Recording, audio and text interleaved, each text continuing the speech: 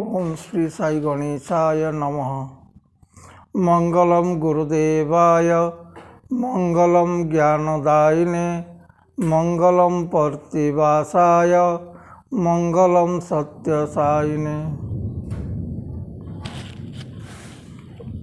मु आज आपण को कर्मयोग बोली कविताटे शुणाइबी। कर्मयोग। कर्म को जुहार हेबु कर्म को सम्मान देबु कर्म तोर भगवान मने रखिबु कर्मरु तोहर सृष्टि कर्म रे हुए प्रगति कर्म बलय मध्यरे विलीन हेबु कर्ममय एहि संसार कर्मर अभिशा नेई नर शरीर पृथ्वी करुचि कर्म सूर्य मानुषिता धर्म ग्रह नक्षत्र मानन्ति विधि विधान स्थावर जीव जगत कर्म रेटी आतजात विश्वरे महाभूतर ए विघटन ऊर्जा उच्च हुआ जात शक्ति पदार्थ आधारे कर्म रे रत कर्म रे हुए विकास विकर्म रे सर्वनाश अकर्मे ब्रह्म दर्शन हुई भवे फला शक्ति परिहरि मानव धर्म आचरी प्रेम रे कर्म करिबु सात्विक भावे कर्मे हेबु तु एकाकार कर्म करणे लभिबु जगदीश्वर।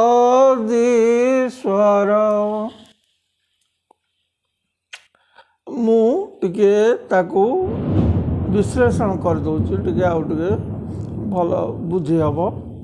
कर्म को जुहार हेबु कर्म को सम्मान देबु तू कर्म तोर भगवान मन रखिबु कर्म ए संसार को आम आसीचे ए संसारटा सबुठी कर्म जन्म ठू मृत्यु पर्यंत आम कर्म करवा कर्म आमर भगवान यही कथा सब आम मन रखा उचित एवं कर्म तोर भगवान कर्म को जुहार हेबु कर्म को सम्मान देबु सब कर्म सम्मान देबु कर्ममय कर्म तोर भगवान मन रखिबु कर्मरु तोहर सृष्टि कर्म रे हुए प्रगति कर्म बलय मध्यरे विलीन हेबु कर्मरु तोहर सृष्टि आम मान सृष्टि सब से कर्म भितर सृष्टि होती से कर्म भितर आमर प्रगति हुए एक कर्म भितर आमर आम जन्म होते कर्म रे वृद्धि हवा कर्म रे विकास आमर लाभ करवा आमर बालकत्व प्राप्ति हम यौवन प्राप्ति हम वृद्धत्व हम पुणी विलय हम तेणु कर्म सबु भितर मनुष्यर जन्म ठू मृत्यु पर्यंत कर्म रही कर्म रे विलीन हेबु कर्ममय यही संसार ए संसार खाली कर्ममय कर्मर अभिशा नहीं नर शरीर आम शरीर धारण करिछे ए मनुष्य शरीर धारण करिछे आम कर्म करिया बोली संसार को आसीचे कर्म करिबा पृथ्वी करुचि कर्म सूर्य मानुछि ता धर्म ग्रह नक्षत्र मानन्ति विधि विधान ପୃଥିବୀ ତାର କର୍ମ କରୁଛି, ସୂର୍ଯ୍ୟ ତାର ଧର୍ମ ମାନୁଛି, ଗ୍ରହ ନକ୍ଷତ୍ର ସେମାନଙ୍କର ନୀତି ନିୟମ ମାନୁଛନ୍ତି। ପୃଥିବୀ କର୍ମ କରୁଛି କ'ଣ? ପୃଥିବୀ ପ୍ରତ୍ୟେକ ଦିନ ବୁଲୁଛି ତା ନିଜ ଚାରିପଟେ ବୁଲି, ଦିନ ରାତି ହେଉଛି, ସୂର୍ଯ୍ୟଙ୍କ ଚାରିପଟେ ବୁଲୁଛି, ତା ବୋଲି ଋତୁ ପରିବର୍ତ୍ତନ ହେଉଛି ଆମର। ଏବଂ ପୃଥିବୀ କେତେବେଳେ ବସିନି, ସିଏ ସବୁବେଳେ କାମ କରିଛି। ସୂର୍ଯ୍ୟ ମାନୁଛି ତା ଧର୍ମ, ସୂର୍ଯ୍ୟ ତ ସବୁବେଳେ ଉତ୍ତାପ ଆଲୋକ ଆମକୁ ଦେଇକି ବଞ୍ଚେଇକି ରଖିଛି। ଗ୍ରହ ନକ୍ଷତ୍ର ମାନନ୍ତି ବିଧି ବିଧାନ, ଗ୍ରହ ନକ୍ଷତ୍ର ମାନେ ସବୁ ନୀତି ନିୟମ ମାନିକରି ଚାଲିଛନ୍ତି। ସ୍ଥାବର ଜୀବ ଜଗତ କର୍ମରେଟି ଆତଜାତ, ବିଶ୍ୱରେ ମହାଭୂତର ଏ ବିଘଟନ। ସ୍ଥାବର ଜୀବ ଜଗତ, ସ୍ଥାବର ବୋଲେ ସ୍ଥିର, ଜୀବ ଆମେମାନେ ଜୀବ ଜଗତ ଯେତେ ସ୍ଥିର ଚଳ ଅଚଞ୍ଚଳ ଯେତେ ସମସ୍ତେ କର୍ମଲିପ୍ତ, ସବୁଠି ବିଘଟନ ଚାଲିଛି। କର୍ମରେ ଟି ଆତଜାତ, ସବୁ କର୍ମରେ ସେମାନଙ୍କର ପରିବର୍ତ୍ତନ ହେଉଛି।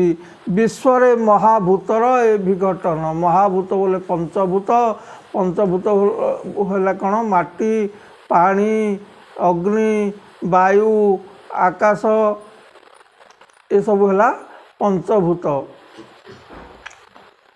ଏଇ ଯେଉଁ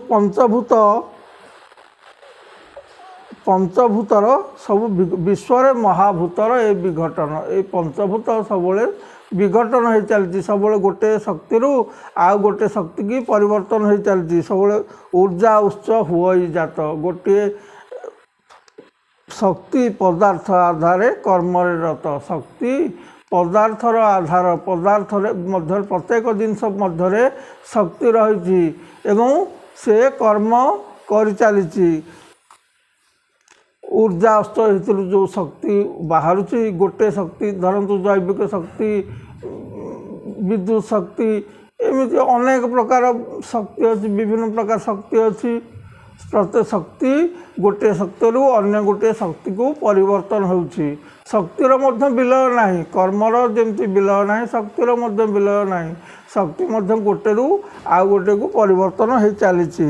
କର୍ମରେ ହୁଏ ବିକାଶ, ବିକର୍ମରେ ସର୍ବନାଶ, ଅକର୍ମେ ବ୍ରହ୍ମ ଦର୍ଶନ ହୁଅଇ ଭବେ।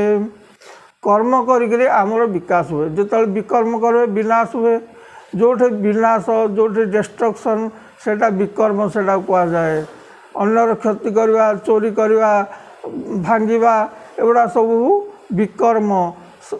ଗୋଟେ ତିଆରି କରିବା, ସଜାଡ଼ିବା, ଭଲ କର୍ମ କରିବା, ଅନ୍ୟର ସେବା କରିବା ହେଉଛି ସତ୍କର୍ମ।